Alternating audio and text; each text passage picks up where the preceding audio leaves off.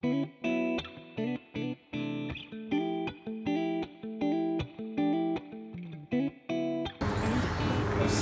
everybody! It's our anniversary today, our 42nd anniversary, and we are embarking on an adventure. We are getting ready to go and frequent the places that have been a special part of our lives for 42 years. We're going to go to Ronnie's parents' house, which is where we first met. We're going to go to Eagle Creek Park, which is where I used to live. And then we'll just take you guys along on the journey. Round and round. Malaysia, want to say hi? Hi. Say hi to Nanny's crew. Hi, Nanny crew. Thank you. Hey guys. Hey Malaysia. Hi. Okay guys, so we are in the car. Right now we're stopping to get Malaysia a burger and fries, and then we're gonna head over to the Pinkins homestead so we can visit where Ronnie and I first met. Ronnie was having a birthday party for his girlfriend. I don't know the whole story. First it was his girlfriend that he just broke up with, and then it was his girlfriend that he was getting ready to break up with. I'm not sure. I'm not even sure. Anyway, I was 16 and I went with my sisters to his mom's house. They were having a basement party and we had a ball that night. We danced together all night long. So anyway, that's where we're gonna go to first, and then we're gonna go to the place where I lived when we met, which is Eagle Creek Park. There is a shelter that's named after my dad there in Eagle Creek. It's Shelter F, and there's a commemorative plaque there that says in memory of George M. Fitz. So that's where we're gonna go next. A lot of memories there. So yeah, we're gonna enjoy the stay together. And who would have thought we would have had that little one back in the back, our 1.5-year-old great granddaughter. Man, Ronnie, did you ever think we'd be hanging out with a great granddaughter? No. Oh my gosh. Nice. Yeah, it's beautiful. Hi, Lasia Bug. Hi, girl. Say hi. Say hi to Nanny's crew again. Hi, Nanny crew. Aww. She's so smart. All right, we'll see you guys soon.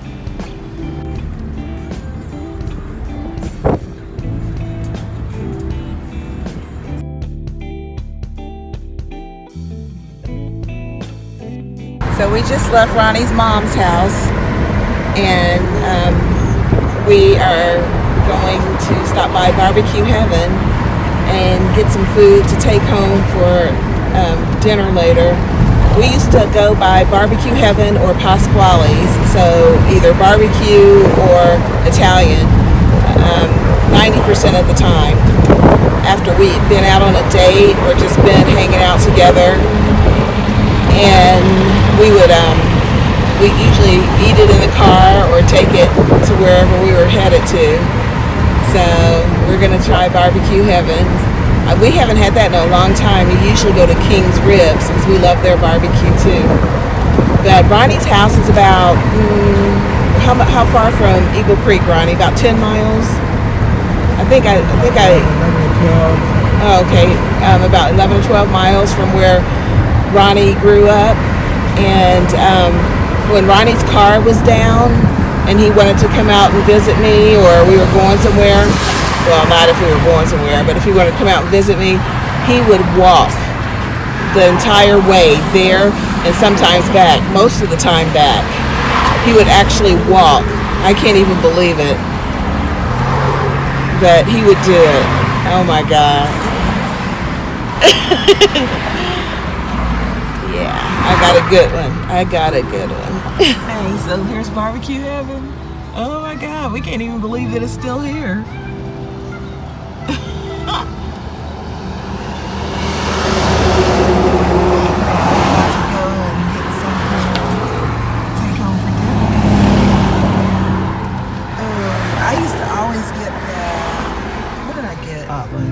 Oh yeah, the hot link. Oh my God, those things are good. Ronnie went in and got our food for us. Hot link sandwich, barbecue on Yeah, bun, potato salad, baked beans, macaroni cheese, sweet potato pie, and pecan pie. Yeah.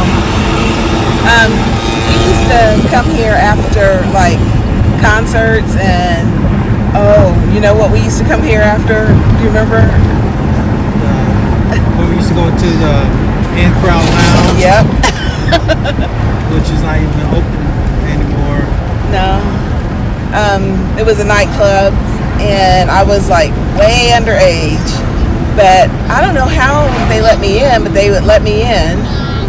I didn't have a fake ID, did I? No. Back in the times, they didn't care. Yeah. Man, we used to tear the dance floor up there. In-crowd lounge. What, baby? What, Tooter Pooter? What?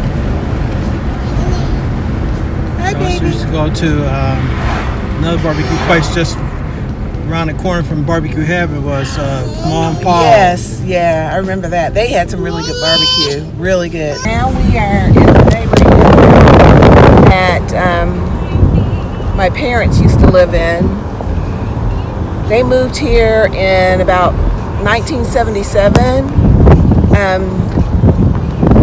This was after I had left to go to IU.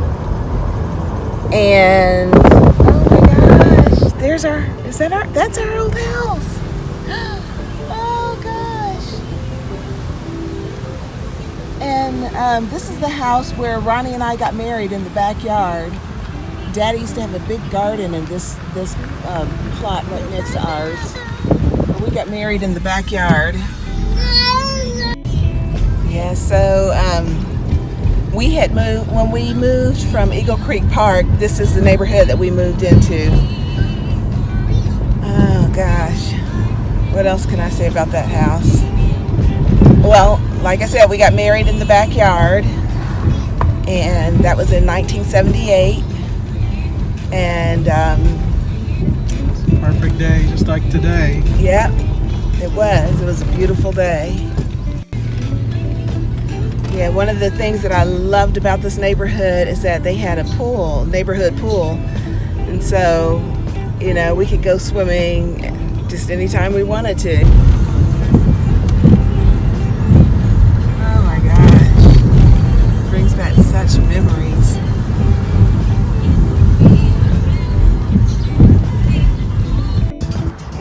Okay guys, so now we're at Pike High School. This is where I went to high school, 4 years, and this is a stadium where I used to cheer for our football team. And Ronnie would be in the stadium. He'd be in the bleachers almost every game that he possibly could, he'd be there. So the campus of Pike has changed immensely since I was going here. I mean, you know, it was bare minimum when I went here to school. But I ran track on that field, and I cheered on that field. Played baseball, basketball, wrestled. And there's Pike, huh?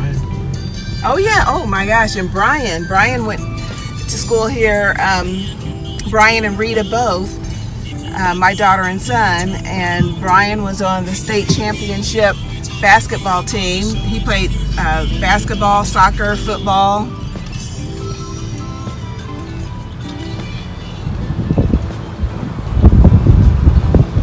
My old stomping grounds. Like I said, it looks totally different than when I went here. I see the baseball fields back there though.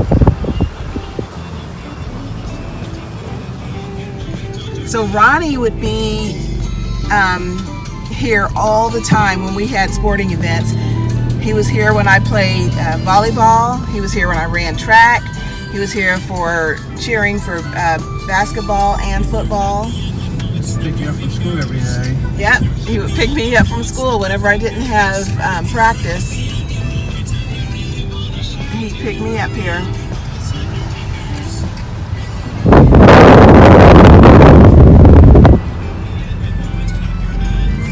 Now we're headed to Eagle Creek Park, which is where I spent most of my growing up years, from like first grade to freshman year of college.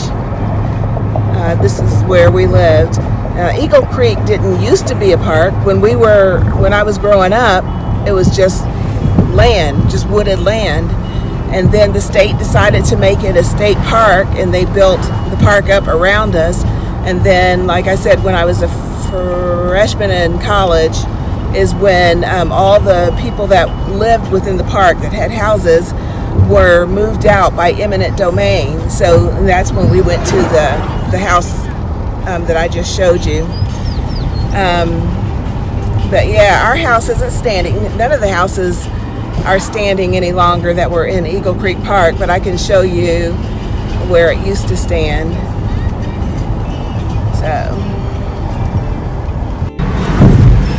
Okay, so now we are approaching one of the entrances to Eagle Creek Park. This is like the back entrance. And let me tell you a little story.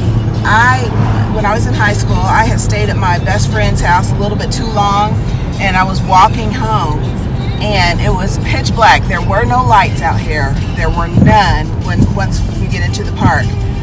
And I had to walk through this area that I'm going to show you. It's the exact path that I took.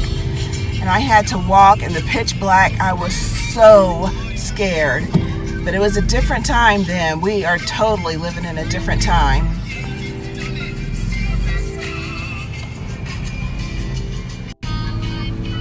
Okay, while I'm showing you this path that I took, man, there are so many memories that we have here in this park. Ronnie used to come out here. He'd have to go through the gates, to visit us after the gates were built up. And a lot of times it would be after hours, so we would have to either come and let him in if the gates were locked, or if they were unlocked, he would just come on in. And they had security out here that patrolled the park even at night. So Ronnie always had a fast and loud car because he was always into racing.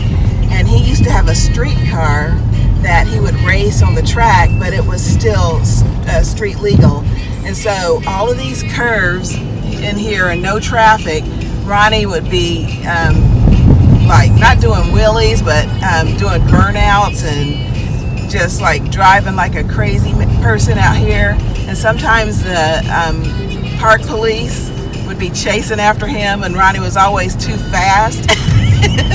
And he would just leave him in his dust. I know that's horrible to be laughing at, but like in hindsight, that's one of the stories that we have. But yeah, this area with these trees, they were always this tall, it seems like. It was pitch black. The only way that I could tell which way I was going was to feel the pavement under my feet. And if I felt the grass, then I knew that I was getting off the track. It was that dark. And in the woods here on the side, I would see like, I guess they were animal eyes, because they would be like two little beady glowing things, every now and then. Oh my God. I just can't tell you how scared I was. And this was before cell phones, or at least this is before I had a cell phone. Yeah, I don't think anybody, maybe a few people had them then. So I couldn't call, and I had already left my friend's house. So the only thing I could do is either turn back or either just keep going home. But I was already at the park entrance, so it would be worse for me to just try to turn around and go home or go back to my friends. Anyway, I made it, and Lord, that's always going to be one of the scariest moments in my life. But we are approaching the area where we used to live. We used to live in all of this beautiful, glorious beauty, just nature, just surrounded.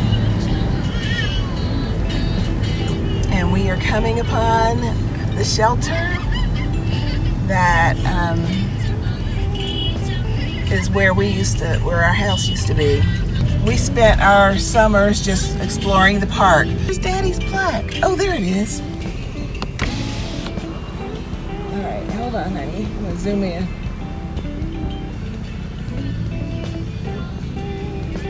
There it is. This area dedicated to the memory of George M. Fitz, 1913 to 1992. That's my daddy. They spelled it right on his plaque, but when they named the shelter, they spelled it wrong. And right up there is where our house used to be, where there is a shelter now.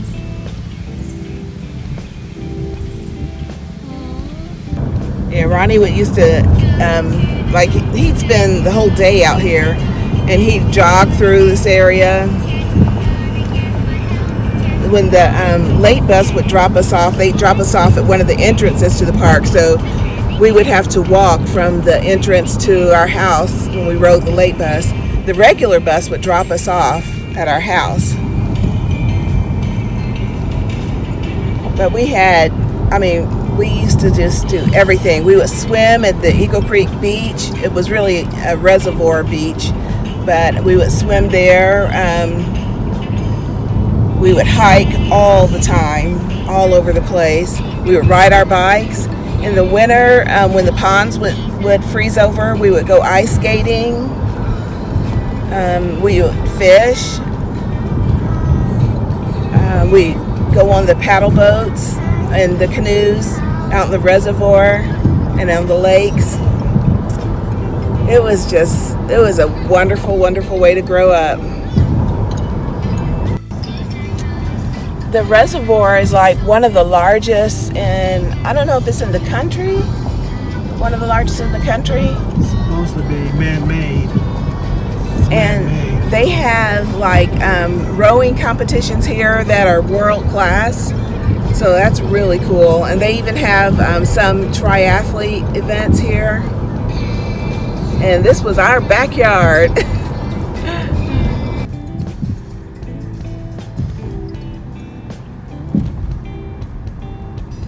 Okay, so now we're going to show you the second house that we lived in and the first house that we built from the ground up. And we are leaving the other entrance to Eagle Creek Park. So I'm going to show you just how close it was to where I grew up. I mean, it's just right around the corner. So we just left the other entrance to Eagle Creek Park.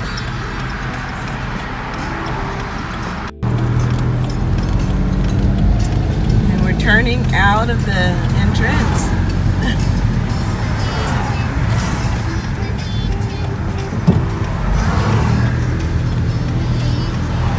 And we're literally going to turn right up here at this street.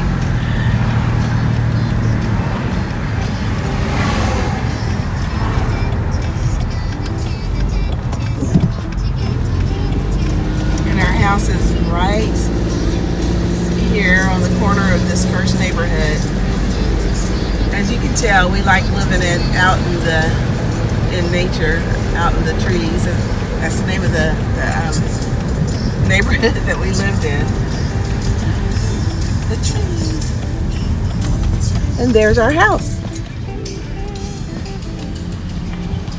There it is. That was Rita's bedroom right here in the front.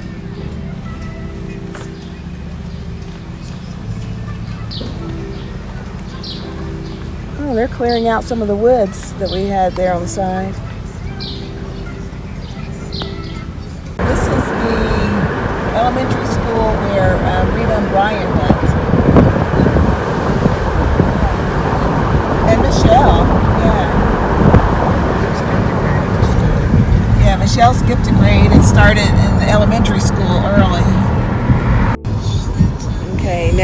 back to when Ronnie and I were first married.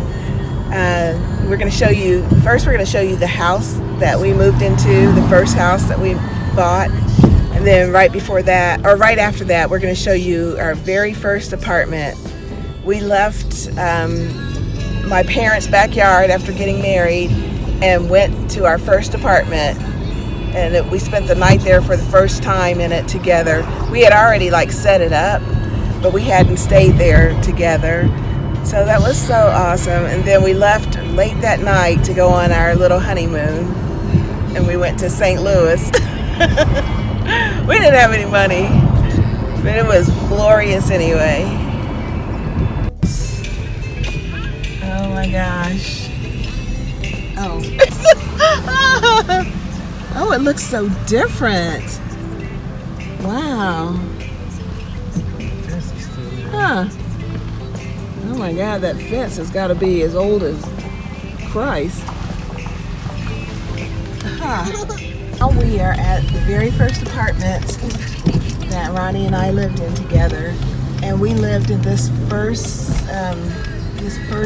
block or whatever of apartments. And we had the first, straight ahead is like a little retail center or whatever. But back when we were living there, there was maybe a couple of businesses and a laundromat, remember? Yeah. And I used to walk over to the laundromat before we got a washer and dryer. But these apartments still look pretty good. What do you remember about these apartments? Oh my God, I remember one thing. What do you remember? I've got a story to tell you. Remember I used to park my motorcycle down at the bottom because the apartment, we lived upstairs, but you go in from the ground and walk upstairs to get to the apartments. Yeah.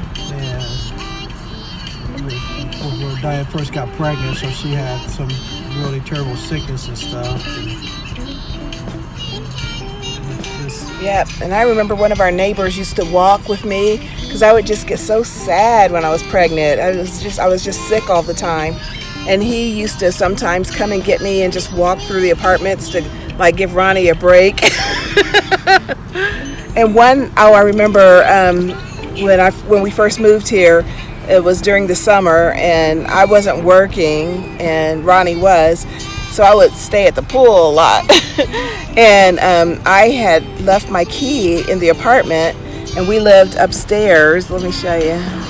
Oh well, anyway, we lived upstairs and I had to I tried to climb up that, I tried to shimmy up that railing and then get into our apartment that way. It didn't work though, so I had to sit outside until Ronnie got home. We're gonna head home now because this little one has been an angel, but I know she's tired of that seat. We've taken her out a couple of times and given her lunch and changed her and all like that, but we're gonna release her. So we'll see you back at home. Okay, so we've been coming to this racetrack since before we were married, since I started dating Ronnie when I was 16. And we brought our family members here. We have brought our kids here, our grandkids, and now our great-granddaughter. We've got our brothers involved in the racing club that Ronnie and a couple of his friends got together and started. Well, actually, it was started by Ronnie, my two brothers, and then a couple of friends, and my son and Ronnie's brother. It's called the Good Time Racing Team, and they do their racing events together for the most part.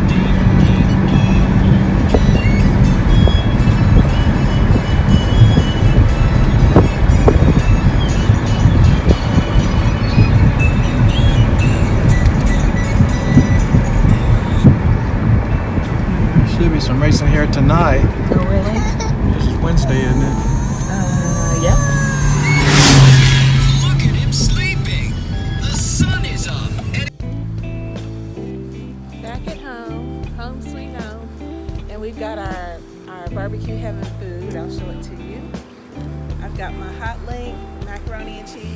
potato salad, and Ronnie's got his barbecue beef or pork, macaroni and cheese, a pecan pie. I mean a sweet potato pie. And this is the pecan pie. And Malaysia has macaroni and cheese and baked beans. Say hi. And Ronnie and I are enjoying a little anniversary cocktail. So, yeah, we will talk to you later. Michelle used to be with us on every anniversary outing, half of our dates, and now she's been replaced by Malaysia, our great-granddaughter. Welcome, Malaysia. Welcome to Granddad and Nanny's life. Okay, so now that we have shown you part of our lives together, we thought we'd take you all the way back to 1978 and invite you to our little wedding. So here it goes.